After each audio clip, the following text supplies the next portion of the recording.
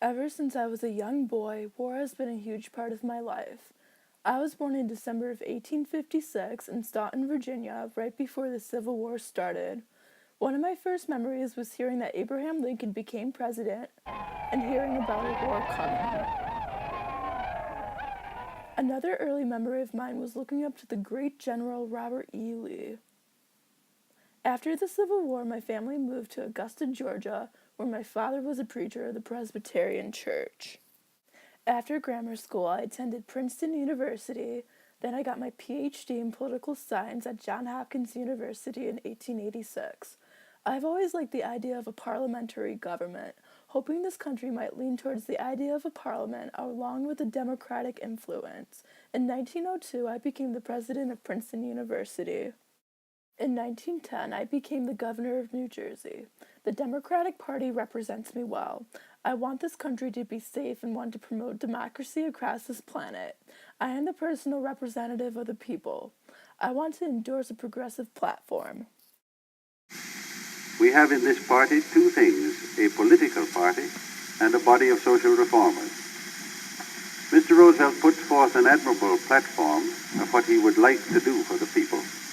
But how is he going to do it?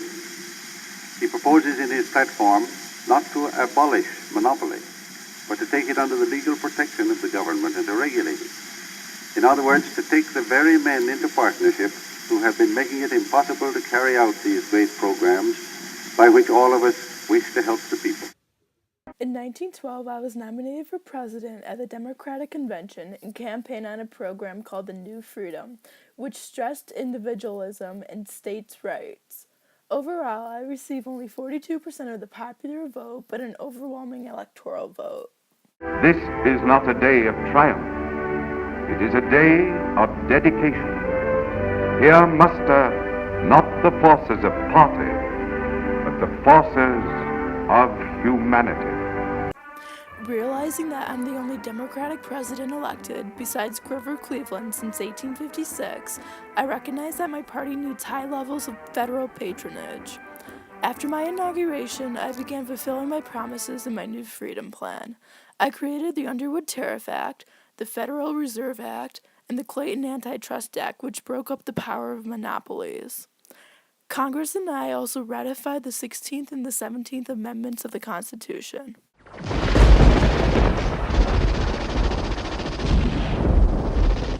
In 1914, Archduke Ferdinand of Austria was assassinated, which sparked a war in Europe.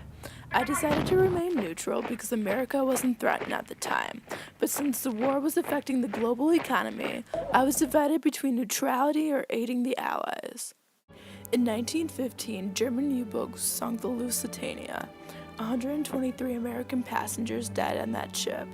The American citizens and I were outraged. The citizens wanted me to declare war on Germany, but I still remained neutral because the German ambassador in Washington announced that Germany would pay an indemnity for American lives lost on the Lusitania. While this war is going on, a lot of things changed in the nation because of it. In 1916, I signed the Harrison Drug Act, the Federal Farm Loan Act, the Federal Trade Commission Act, the Adamson Act, and the Emergency Revenue Act.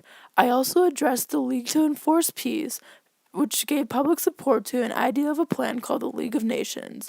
Roosevelt also backs out of the Progressive Party and supports Republican Charles Evan Hughes, who is one of my former co-workers at the New York Law School. With the slogan, "He kept us out of war," my second term was dominated by American entry into World War I. In April of 1917, when German submarine warfare was sinking American merchant ships, and when Arthur Zimmerman told Mexico to side with them to take revenge on America, I asked Congress to declare war in order to make this world safe for democracy. We then conducted military operations with the Allies without a formal alliance. During the war, I focused on diplomacy and financial considerations, leaving military strategy to the generals, especially General John J. Pershing. On the home front in 1917, I began the first large-scale draft, raised income taxes, and borrowed billions of dollars in war funding through the newly established Federal Reserve System and Liberty bonds for popular subscription. I suppressed anti-war movements with the Espionage Act of 1917 and the Sedition Act of 1918 to include non-citizen anti-war activists. In 1918, I issued my Principles for Peace called the 14 Points. Then I went to Paris in 1919 to promote the formation of a League of Nations and to conclude the Treaty of Versailles. In 1920, I endorsed a constitutional amendment that achieved nationwide women's suffrage.